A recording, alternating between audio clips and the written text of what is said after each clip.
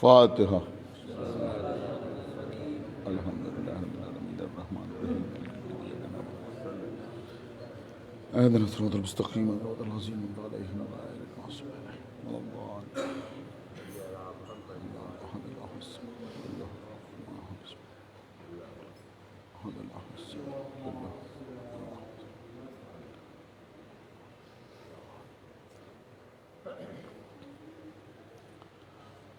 أعوذ بالله السميع العلي العظيم من الشيطان اللعين الرجيم. بسم الله الرحمن الرحيم. الحمد لله الذي هدانا لهذا وما كنا لنهتدي لولا أن هدانا الله. لقد جاءت رسل ربنا بالحق. الصلاة والسلام على سيدنا ونبينا وشفيعنا ومولانا ومولى الثقلين جد الحسن والحسين أبي القاسم محمد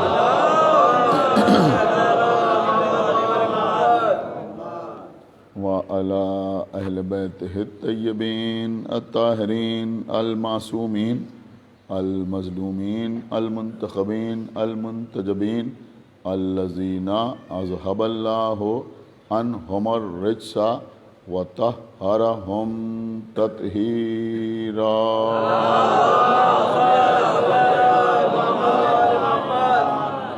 ولعنة الله على أعدائهم وقتلتهم وغاصبي حقوقهم ومنكري فضائلهم ومصائبهم أجمعين من الآن إلى يوم الدين. أما بعد فقد قال الله سبحانه تبارك وتعالى في كتابه المجيد وفرقانه الحميد وقوله الحق. بسم الله الرحمن الرحيم. الرحمن علم القرآن خلق الانسان علمہ البیان. صلوات.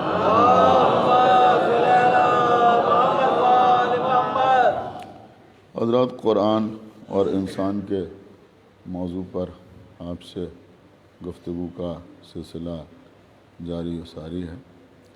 سورہ رحمان، جس کو عروس القرآن کہا جاتا ہے، اس کی ابتدائی آیات مسلسل تلاوت کرتے ہوئے آپ سے گفتگو ہو رہی ہے. ارشاد رب العزت ہو رہا ہے بسم اللہ الرحمن الرحیم کے بعد کہ الرحمن علم القرآن، یعنی وہ رحمان ہے جس نے علم قرآن عطا کیا، یا پھر یوں سمجھیں کہ قرآن پڑھایا، قرآن کی تعلیم دی. خلق الانسان، اور علم قرآن عطا کرنے کے بعد انسان کو خلق کیا. علمہ البیان، اور اس کو بیان کرنے کا سلیقہ بھی سکھایا. دیکھیے، ایک بات تو بالکل واضح ہو جاتی ہے کہ اس آیت میں جس انسان کا تذکرہ ہوا ہے وہ ہمارا جیسا انسان نہیں، اس لیے کہ ہمارے جیسے انسان کو دنیا میں آنے کے بعد علم قرآن حاصل کرنا پڑتا ہے. اور یہاں جس انسان کا تذکرہ ہو رہا ہے اس کے لیے اللہ ارشاد فرما رہا ہے کہ ہم نے اسے علم قرآن عطا کیا، اور پھر کہہ رہا ہے کہ ہم نے خلق کیا. ایک صلوات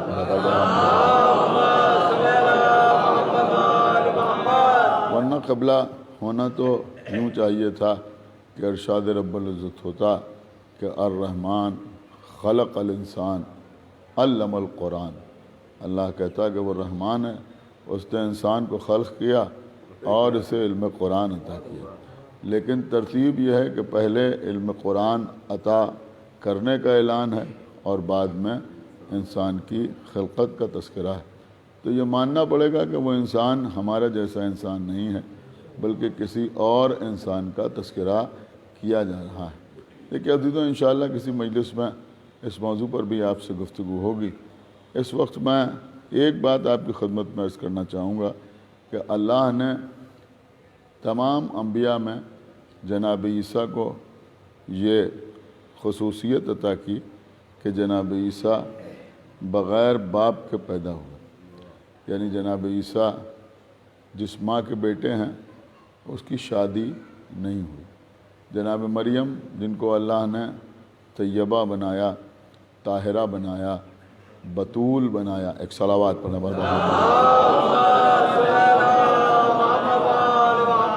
وہ جناب مریم ان کی شادی نہیں ہوئی، لیکن اللہ نے ان کو جناب عیسیٰ جیسا بیٹا عطا کیا۔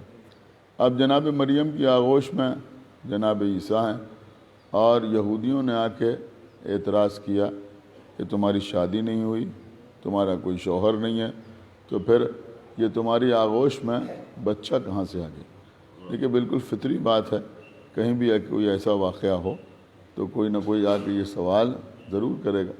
تو وہاں بھی لوگوں نے آ کے پوچھا جناب مریم سے کہ تمہاری گود میں یہ بچہ کیسے آ گیا؟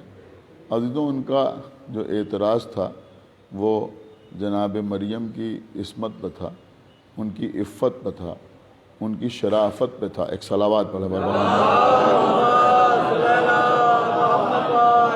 ان کا کوئی سوال جناب عیسیٰ سے متعلق نہیں تھا، بلکہ سوال کا مقصد یہ تھا کہ جناب مریم اپنی عفت و عصمت کو ثابت کریں کہ ان کی گود میں یہ بچہ کہاں سے آ گیا۔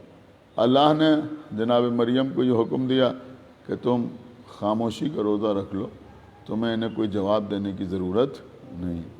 تو جناب مریم نے خود کوئی جواب نہ دیا، بلکہ اپنے بیٹے کی طرف، اپنے بچے کی طرف اشارہ کیا کہ اس بچے سے پوچھ لو۔ اب ایک بچہ جو ماں کی آغوش میں ہے، ان سے کہا کہ اس بچے سے پوچھ لو۔ لوگ کہتے ہیں ان لوگوں نے جناب عیسیٰ سے پوچھا، انہوں نے جناب عیسیٰ سے پوچھا نہیں، بلکہ انہوں نے تنزن جناب عیسیٰ کی طرف دیکھا۔ ایک صلوات تنزن جناب عیسیٰ کی طرف دیکھا۔ ان کے کہنے کا مطلب یہ تھا کہ بھئی یہ بچہ، یہ چھوٹا سا بچہ یہ کیا بولے گا، یہ کیا جواب دے گا؟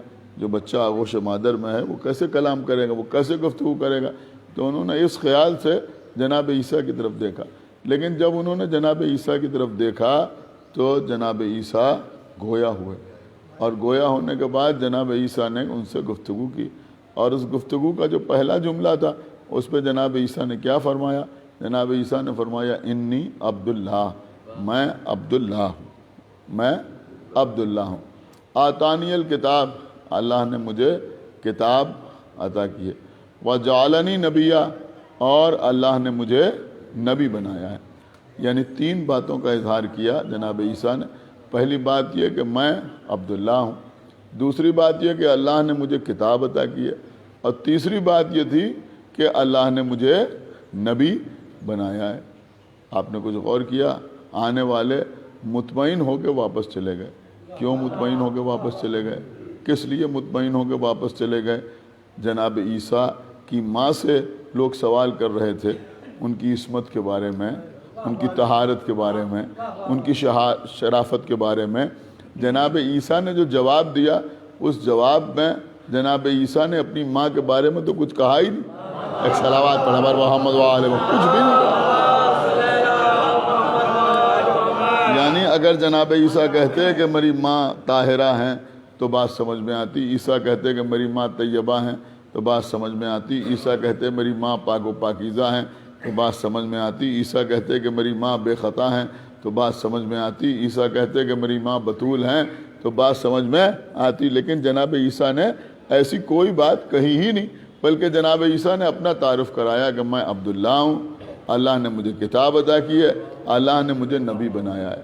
لیکن وہ مطمئن ہو کے واپس چلے گئے۔ یہودی تھے، بہکے ہوئے تھے، صاحب ایمان نہیں تھے، لیکن اتنا سمجھتے تھے کہ جس آغوش میں عبداللہ ہو، جس آغوش میں صاحب کتاب ہو، جس آغوش میں نبی ہو، وہ آغوش پاک ہوتی ہے۔ ایک صلوات پڑھنا بر محمد وآل محمد، ایک صلوات اور پڑھا بر محمد وآل۔ وہ آغوش پاک ہوتی ہے کہ جس میں عبداللہ ہو، جس میں کتاب کا لانے والا ہو، صاحب کتاب ہو، جس میں اللہ کا نبی ہو۔ اب عزیزوں، جو بات ایک بار میں یہودیوں کی سمجھ میں آ گئی وہ آج تک مسلمانوں کی سمجھ میں نہیں آئی۔ جب نماز پڑھتے ہیں اور تشہود پڑھتے ہیں تو اس میں کیا کہتے ہیں؟ اشہد ان لا الہ الا اللہ وحدہ لا شریک لہ واشہد ان محمدًا عبدہ ورسولہ۔ یہی تو کہتے ہیں نا کہ ہم گواہی دیتے ہیں کہ اللہ کے علاوہ کوئی اور لائق عبادت نہیں ہے، اور اس کے بعد کیا کہتے ہیں کہ ہم یہ بھی گواہی دیتے ہیں کہ وہ وحدہ لا شریک ہے۔ پھر کہتے ہیں ہم اس بات کی گواہی دیتے ہیں کہ محمد جو ہے وہ اللہ کے عبد بھی ہیں اور اللہ کے رسول بھی ہیں، یعنی عبودیت کی گواہی بھی دیتے ہیں اور رسالت کی بھی گواہی دیتے ہیں۔ تو بھیا جب یہ مانتے ہو کہ محمد عبداللہ بھی ہیں اور محمد رسول اللہ بھی ہیں تو پھر ذرا سوچو کہ جب عیسیٰ جیسا عبداللہ کسی آغوش میں ہو تو وہ آغوش پاک ہوتی ہو، تو محمد جیسا عبداللہ جس آغوش میں ہو، ایک صلوات پڑھیں بر محمد وآل محمد۔ پھر اس آغوش کے بارے میں کیا خیال ہے؟ دیکھیں، میں آپ کے سامنے اس سلسلے میں ایک بات بالکل سامنے کی عرض کروں کہ کچھ لوگ ایسے ہیں جو کھانے پینے میں احتیاط کرتے ہیں اور اس بات کی کوشش کرتے ہیں کہ شکم میں جو لقمہ جائے وہ پاک و پاکیزہ جائے، طیب و طاہر جائے۔ آپ میری بات سمجھ رہے ہیں؟ اس بات کا خیال رکھنا نہایت ضروری ہے کہ شکم میں جو لقمہ جائے، جو کھانا ہم کھائیں، یہ بات آپ ہمیشہ اپنے ذہن میں رکھیں۔ دیکھیں، حرام غذا کے اثرات ضرور ہوتے ہیں، اس سے دنیا میں کوئی انکار کر نہیں سکتا ہے، جہاں بھی حرام ہوگا۔ ایک صلوات اور پڑھیں بر محمد وآل۔ بہت سے لوگوں کے بارے میں اکثر لوگوں کو حیرت ہوتی ہے، انہوں نے کہا صاحب ان کو غیرت ہی نہیں آتی، عجیب آدمی، ان کو شرم ہی نہیں آتی، کبھی یہ کہہ رہے ہیں، کبھی یہ کہہ رہے ہیں، کبھی یہ کہہ رہے ہیں، کبھی یہ بیان دے رہے ہیں، کبھی یہ بیان دے رہے ہیں۔ بات یہ نہیں ہے عزیزوں، حرام کھاتے کھاتے ایک صلوات پڑھے بر محمد وآل۔ دیکھیں، اس چیز سے محفوظ رہنے کی ضرورت ہے، اور میں تو ذاتی طور پر یہ بات کو سمجھتا ہوں کہ جتنی تبلیغ نماز کی ہونا چاہیے، روزے کی ہونا چاہیے، بے شک ہونا چاہیے، نماز کی بھی تبلیغ ہونا چاہیے، روزے کی بھی تبلیغ ہونا چاہیے، حج کی بھی تبلیغ ہونا چاہیے، لیکن سب سے زیادہ تبلیغ اسی بات کی ہونا چاہیے کہ بھیا شکم میں جو لقمہ جائے وہ حلال جائے۔ ایک صلوات پڑھے بر محمد وآل۔ شکم میں جو لقمہ جائے وہ حلال جائے۔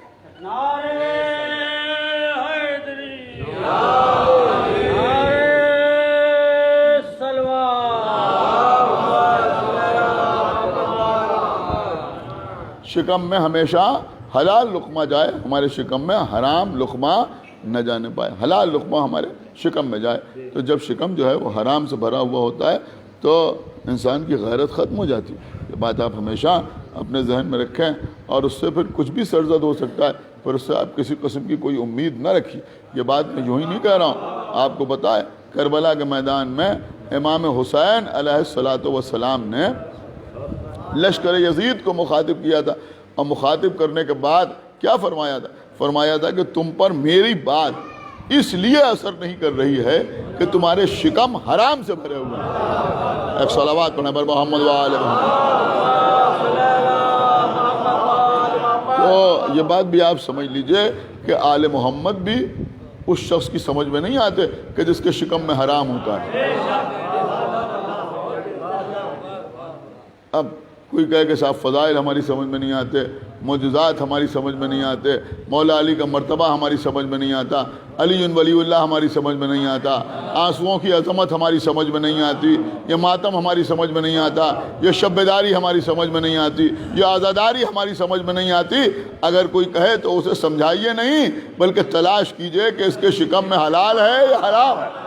ایک صلوات پڑھیں بر محمد وآل محمد۔ تو کبھی بھی اہل بیت سمجھ میں آتے ہی نہیں، یہ بات آپ ہمیشہ اپنے ذہن میں رکھیں۔ تو میں عرض یہ کر رہا تھا کہ لوگ جو احتیاط کرتے ہیں کہ بھئی شکم میں جو لقمہ بھی جائے وہ حلال ہو اور حرام نہ ہو، حرام نہ ہو۔ دیکھیے میں ایک بات اور بھی آپ کی خدمت میں عرض کروں کہ کبھی کبھی ایسا ہوتا ہے کہ لوگ کہتے ہیں صاحب ہمیں کیا پتہ، تو یہ بات بالکل صحیح ہے، گناہ نہیں ہوتا کوئی ایسی چیز آپ نے کھا لی جس کے بارے میں آپ کو معلوم نہیں کہ یہ حلال ہے یا حرام ہے۔ میں بڑی قیمتی بات آپ کی خدمت میں عرض کر رہا ہوں، اور یہ بات علماء نے لکھی ہے جو میں عرض کر رہا ہوں، کھا لیا آپ نے، آپ کو پتہ نہیں کہ یہ حلال ہے یا حرام ہے، جائز ہے یا ناجائز ہے، یعنی جائز اور ناجائز، حلال و حرام اس کے بہت سے معیار ہیں، تو آپ کو پتہ نہیں ہے، آپ نے کھا لیا۔ اب آپ کسی سے جا کے پوچھے تو وہ کہے گا اشکال نہ داری، کوئی اشکال نہیں، کوئی شک نہیں، کچھ نہیں، ٹھیک کھا لی، کوئی بات نہیں۔ لیکن ایک بات آپ سمجھ لیں بہت غور سے، گناہ ہونا یا گناہ نہ ہونا یہ ایک بالکل الگ مسئلہ ہے، لیکن حرام کا اثر ضرور ہوتا ہے۔ بات سمجھ لیجیے جو میں عرض کر رہا ہوں، حرام کا اثر ہوتا ضرور ہے۔ اب اس کی مثال علماء نے بالکل اس طرح سے دی ہے کہ مثلاً آپ کے سامنے کوئی چیز آئی، آپ کو یہ معلوم نہیں ہے کہ اس پہ زہر ملا ہوا ہے، کسی کو یہ معلوم نہیں کہ اس پہ زہر ملا ہوا ہے، اس نے کھا لیا۔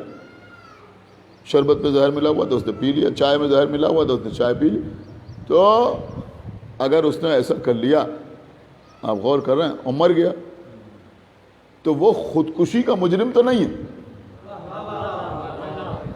آپ سمجھے یا نہیں سمجھے؟ موت جو ہے وہ حرام موت نہیں ہے، وہ خودکشی کا مجرم تو نہیں ہے، لیکن بہرحال زہر اثر تو کرے گا ہی۔ ایک صلوات پڑھا پر محمد و آل محمد، ایک صلوات اور پڑھ دیں پر محمد و آل محمد۔ تو بہرحال جب امت کے لیے یہ معاملہ ہے تو پیغمبر اسلام کے لیے کیا مسئلہ ہوگا؟ جناب ابو طالب کے سلسلے میں بڑے بڑے لوگوں نے، ہماری بات نہیں، جو لوگ ایمان ابو طالب کے قائل نہیں ہیں، جو یہ کہتے ہیں کہ جناب ابو طالب نے کلمہ نہیں پڑھا، وہ بھی اپنی کتابوں میں یہ لکھتے ہیں کہ ابو طالب نے کلمہ تو نہیں پڑھا، لیکن اپنے بھتیجے محمد سے بڑی محبت کرتے تھے۔ 3 جملے لکھے، جو کھاتے تھے وہ محمد کو کھلاتے تھے۔ سن رہے ہیں کہ نہیں سن رہے؟ جو کھاتے تھے وہ محمد کو کھلاتے تھے، اور جہاں سوتے تھے وہاں محمد کو اپنے پہلو میں سلاتے تھے، اور جہاں جاتے تھے وہاں محمد کو اپنے ساتھ لے جاتے تھے۔ تو جناب ابو طالب جو کھاتے تھے، آپ نے سمجھیں گے تو کون سمجھے گا؟ ابو طالب جو کھاتے تھے وہ کس کو کھلاتے تھے؟ کہ وہ محمد کو کھلاتے تھے۔ اب میں سمجھتا ہوں کہ شاید اس مجلس میں بیٹھا ہوا کوئی شخص خاموش نہ رہے کہ ہم کوئی چیز کھاتے ہیں، کوئی پوچھے یہ حلال ہے یا حرام ہے، تو آپ کے پاس کیا جواب؟ آپ نے کہا کہ ہمارے نبی کی شریعت میں یہ حلال ہے۔ یہی تو آپ کہتے ہیں نا، ہمارے نبی کی شریعت میں یہ حلال ہے، یہ ہم نہیں کھائیں گے۔ کیوں نہیں کھائیں گے؟ کہ اس لیے کہ محمد کی شریعت میں یہ حرام ہے۔ تو ایک بات سمجھ میں آئی کہ جسے پیغمبر نے حلال کہا وہ ہمارے لیے حلال ہے، اور جسے پیغمبر نے حرام کہا وہ ہمارے لیے حرام ہے۔ اس کا مطلب یہ ہوا کہ ہمارے لیے معیار کون ہے؟ پیغمبر اسلام معیار ہیں۔ جسے انہوں نے حلال سمجھا وہ ہمارے لیے حلال، جسے انہوں نے حرام سمجھا وہ ہمارے لیے حرام۔ اور پیغمبر کا مسئلہ کیا ہے؟ کہ جو ابو طالب کھاتے تھے، بھائی صلوات پڑھا پر محمد و آل محمد، جو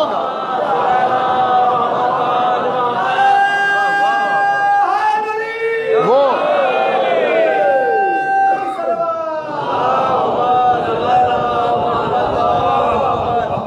جو ابو طالب کھاتے تھے وہ پیغمبر اسلام کو کھلاتے تھے۔ تو ایک بات یہ بھی سمجھ میں آئی کہ جو ابو طالب کے لیے حلال وہ پیغمبر کے لیے حلال، اور جو ابو طالب کے لیے حرام وہ پیغمبر کے لیے حرام۔ صلوات پڑھیں پر محمد و آل محمد۔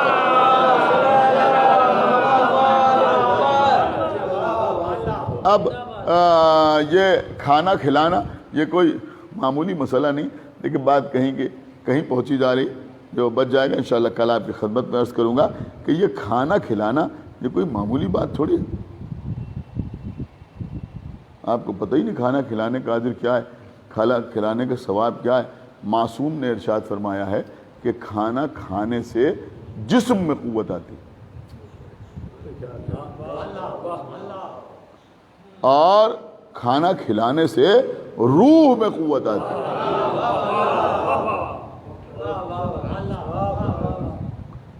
امام کا ارشاد ہے کہ اللہ کے نزدیک بہترین عمل ہے کہ ایک مومن دوسرے مومن کو کھانا کھلائے. ایک صلوات پڑھا پر محمد و آل محمد. دیکھیے قبلہ، امام کی حدیث میں دن نہیں بتایا گیا، تاریخ نہیں بتائی گئی، اس دن کھانا کھلا، جمعرات کو کھانا کھلا، یہ نہیں کہا. بات سمجھ رہے ہیں آپ؟ فلاں دن کھانا کھلا، یہ اللہ کے نزدیک بہتر ہے.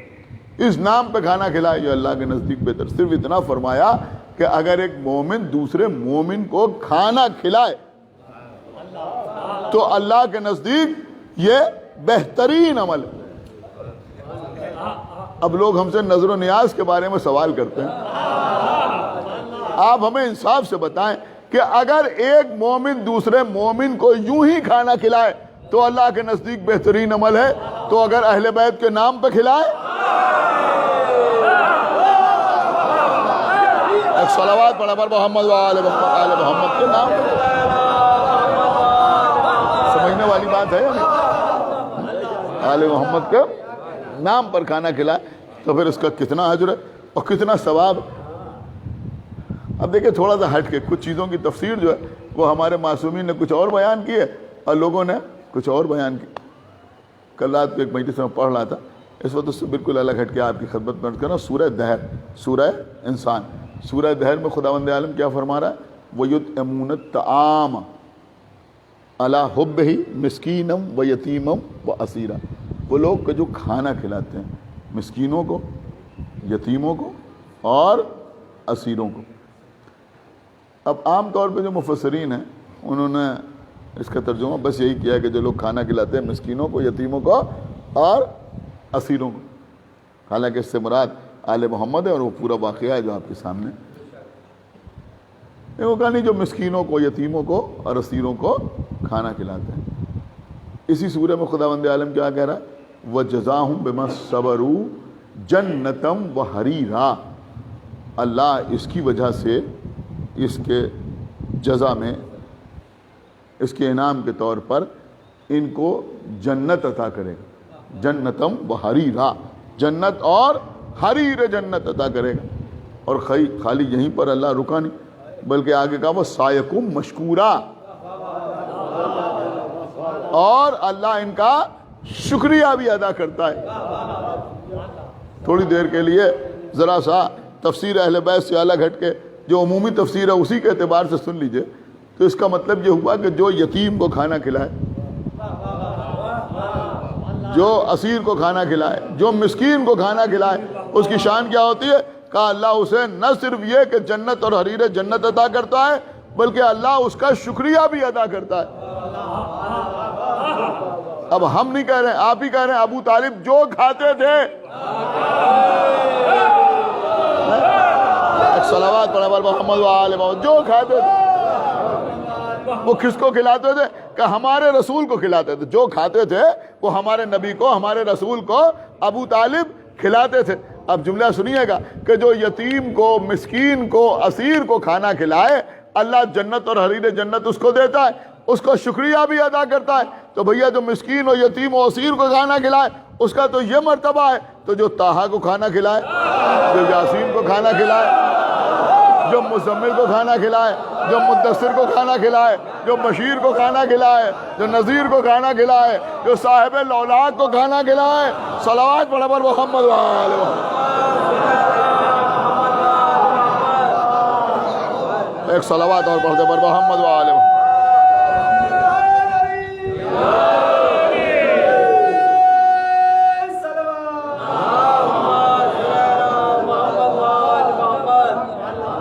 پھر اس کا مرتبہ کیا ہوگا؟ کون جانے کہ اس کا رتبہ کیا، کون سمجھے کہ اس کا مرتبہ کیا.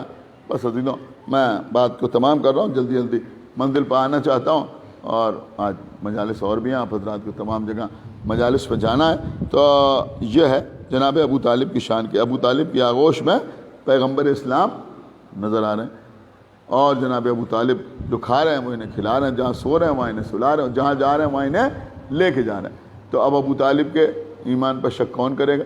وہاں یہودی تھے، ان کی تو اتنی سی بات سمجھ میں آ گئی کہ یہ مریم ہے، ان کی گود میں وہ ہے کہ جس کی شان یہ ہے کہ وہ عبداللہ ہے، وہ عبداللہ ہے، اور اللہ نے اسے کتاب عطا کی ہے، اسے نبی بنایا ہے۔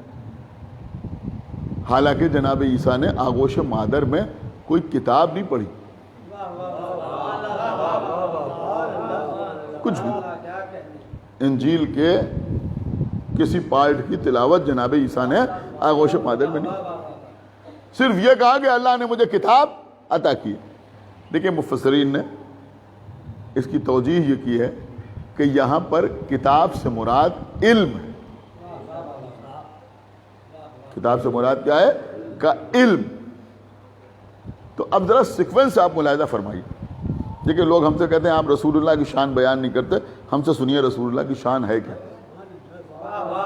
رسول کی شان کیا ہے؟ کوئی سننا چاہتا ہے تو ہم سے سنیں کہ ہم رسول کے بارے میں کیا جانتے ہیں اور رسول کو کیا کہتے ہیں۔ ہم خالی زلفوں میں نہیں الجھتے،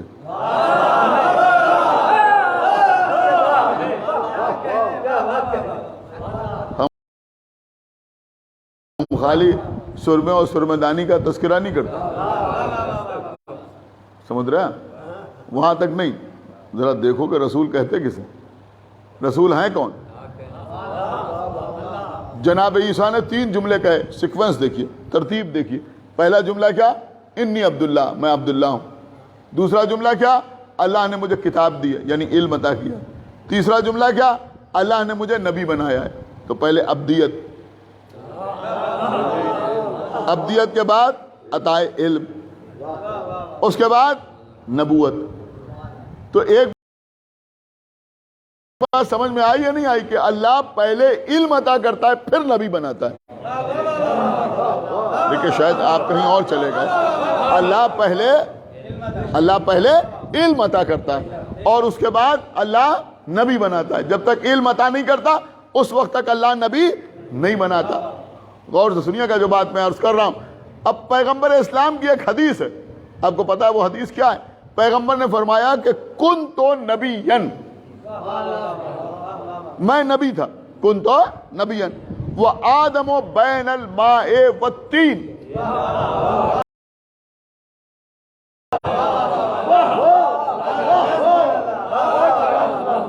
اور آدم آب و گل کے درمیان تھے۔ اس کا مطلب یہ ہوا کہ ابھی تو پہلا انسان بنا بھی نہیں تھا۔ سن رہے ہیں آپ یا نہیں سن رہے ہیں؟ ابھی پہلا انسان بنا بھی نہیں تھا، وہ تو آب و گل کے درمیان یعنی مٹی اور پانی کے درمیان تھے۔ اور پیغمبر فرما رہے ہیں میں نبی تھا، میں نبی تھا۔ تو کب نبی تھے؟ کہ جب آدم آب و گل کے درمیان تھے تب یہ نبی تھے۔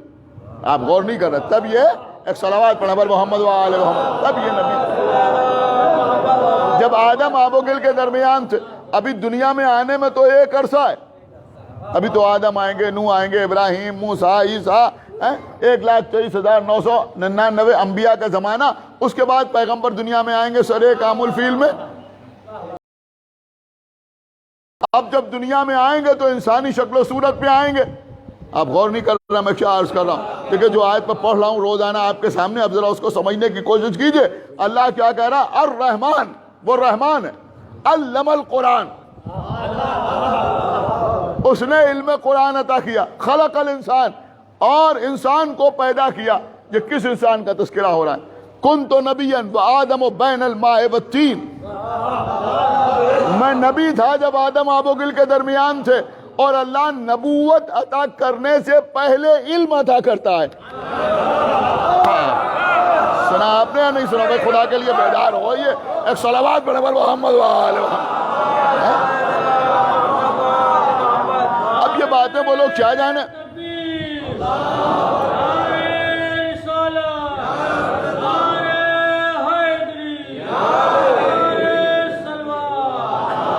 اب یہ باتیں وہ لوگ کیا جانے، ان کو کیا پتا ان باتوں کا کہ جو 12 دن کے اندر رسول اللہ کی ولادت اور رسول اللہ کی وفات تلاش کرتے ہیں۔ انہیں کیا پتا کہ پیغمبر کی فضیلت کیا ہے اور پیغمبر کی آمد کیا ہے؟ سنیے عزیزوں، اللہ کہہ رہا ہے کہ ہم نے علم قرآن عطا کیا. تو علم قرآن کب عطا کیا؟ کہ نبی بعد میں بناتا ہے, علم پہلے عطا کرتا ہے. اور نبی تو اس وقت تھے کہ جب آدم آب و گل کے درمیان تھے. اس کا مطلب یہ ہوا اس سے پہلے اللہ نے انہیں علم عطا کیا. ایک صلوات پڑھا محمد و آل محمد. اس سے پہلے اللہ نے انہیں علم عطا کیا. اب یہاں لوگ خالی محمد کا استاد ہی ڈھونڈتے رہ گئے. کیا سن رہا ہے آپ؟ لوگ محمد کا استاد ہی ڈھونڈتے رہ گئے کہ محمد کو پڑھایا کس نے, اور کس نے تعلیم دی, اور کس نے درس دیا, اور اسی چکر میں محمد کو امی کہنے لگے. حالانکہ اللہ نے بھی امی کہا. میں کسی دن آپ کی خدمت میں عرض کروں گا کہ امی کا مطلب اور امی کا مفہوم کیا ہے. تو یہ پیغمبر اسلام ہے جن کو اللہ نے علم دے کے دنیا میں بھیجا. علم دے کے دنیا میں بھیجا. یہ دنیا میں آئے تو علم لے کے آئے, علم لے کے آئے. یہی وہ انسان ہے جن کو اللہ نے پہلے علم عطا کیا, اور علم عطا کرنے کے بعد خلق الانسان. سمجھ رہے ہیں آپ؟ خلق الانسان. اب پیغمبر اسلام نے یہ بھی ارشاد فرمایا کہ اول ما خلق اللہ نوری, اللہ نے سب سے پہلے میرے نور کو پیدا کیا. پھر یہ بھی ارشاد فرمایا اب انا وعلی من نور واحد, اور میں اور علی ایک ہی نور سے ہیں, ایک ہی نور سے ہیں. بس تقریر تمام ہو گئی آج کی. آج صرف میں آپ کی خدمت میں اتنا عرض کرنا چاہتا ہوں کہ بھیا یہ تو پیغمبر اسلام ہے. امام زین العابدین علیہ الصلوۃ والسلام نے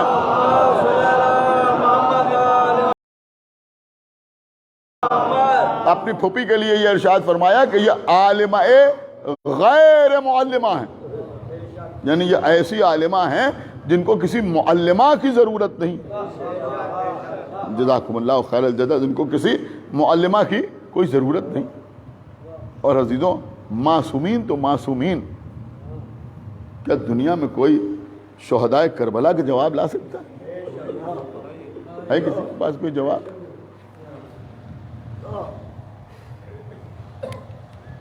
لاکھ کوئی کسی کے قصیدے پڑھا کرے, لیکن آقا حسین کا یہ قول اپنی جگہ پہ ہے کہ اللہ نے جیسے صحابی مجھے عطا کیے, ایسے صحابی نہ نانا رسول خدا کو ملے, نہ میرے بابا کو ملے, نہ میرے بھیا کو ملے, جیسے صحابی اللہ نے مجھے عطا کیا. ہماری جان قربان. آقا حسین حکم دے رہے ہیں اور سعید و زہیر حسین کے سامنے آگے کھڑے ہو رہے ہیں. دیکھو, جب تک میں نماز پڑھتا رہوں تم سامنے کھڑے رہنا, آتے ہوئے تیروں کو روکتے رہنا. ایک تیر بھی جانب حسین جانے نہ دیا سعید و زہیر. دنیا لا سکتی ہے یہ مثال؟ کسی کے پاس ہے کوئی جواب؟ یہ کربلا میں اصحاب حسین ہی تو ہیں. مسلم ابن اوسجہ آقا حسین کے صحابی, آقا حسین پر اپنی جان قربان کر دے. میرے مولا مسلم کا لاشا مقتل سے خیمے میں لے آئے. خیمے میں لاشا لانے کے بعد اپنے خیمے کے سامنے آئے, ایک کرسی پر تشریف فرما ہوئے چند لمحوں کے لیے. کیا دیکھا کہ سامنے سے ایک چھوٹا سا بچہ چلا جا رہا ہے.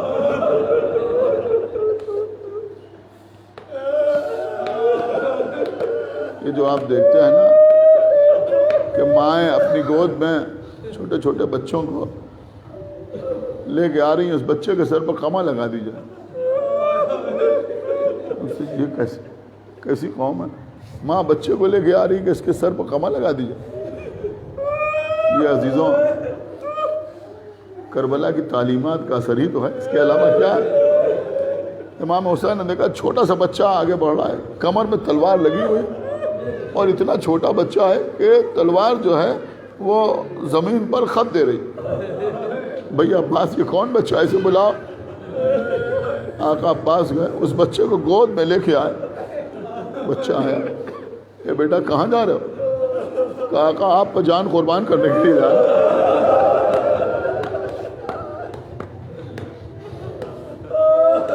اے بیٹا تم کون ہو؟ کہا میں مسلم ابن اوسجہ کا بیٹا ہوں.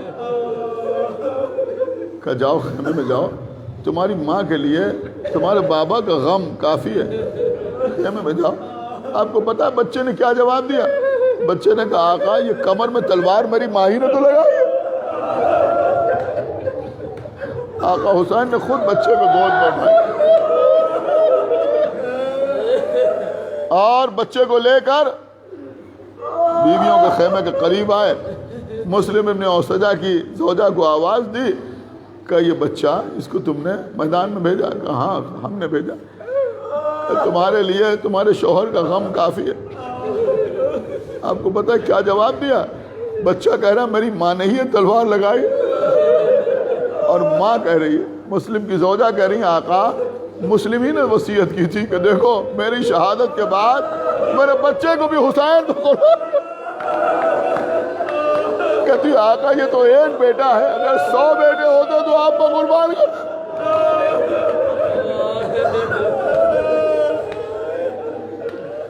کوئی لا سکتا ہے ان قربانیوں کی مثال؟ بس مجلس تمام ہو رہی ہے۔ جناب وہاں پہ کلبی کوفے کے رہنے والے تھے، نوجوان خوبرو جوان، ان کی ماں ان کی زوجہ دونوں کربلا کے میدان میں موجود تھی۔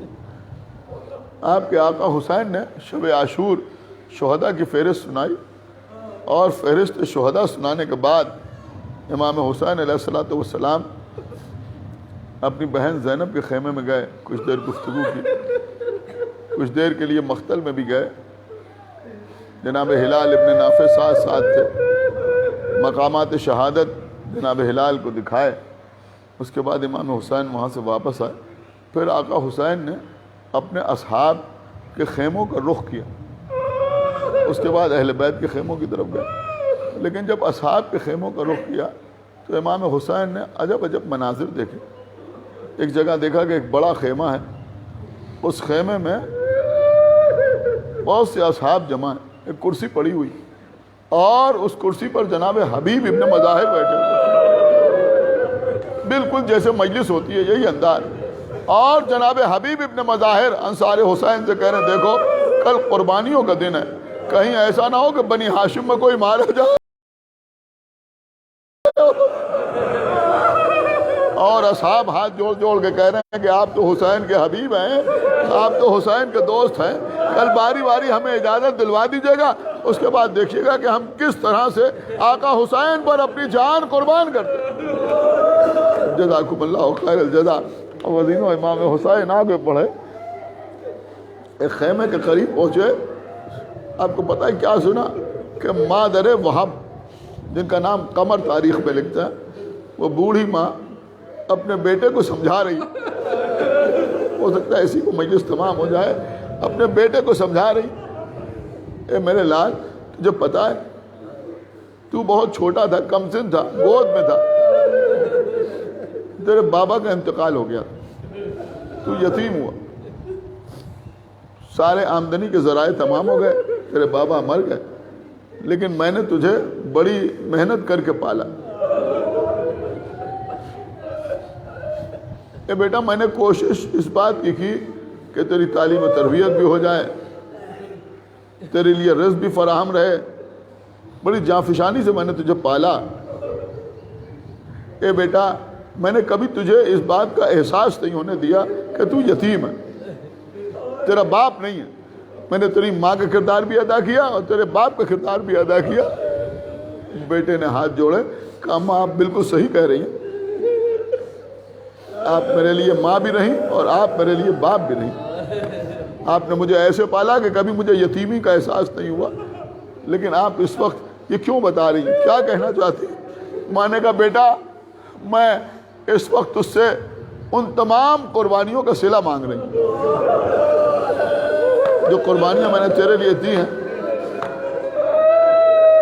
تیرے باپ کا انتقال ہو گیا، اس وقت میں جوان تھی، لیکن میں نے شادی نہیں کی، میں نے محنت کی، کوشش کی، تجھے پالا پوسا بڑا کیا، تیری تعلیم کا انتظام کیا، تیرے رزق کو فراہم کیا، میں ان تمام باتوں کا تجھ سے صلہ چاہتی ہوں۔ بیٹے نے کہا اماں اس وقت آپ کیا صلہ چاہتی ہیں؟ کہا بیٹا صلہ صرف یہ ہے کہ کل حسین پر جان قربان کر دو۔ اللہ اکبر. بس عزیزوں مجلس تمام ہو رہی ہے.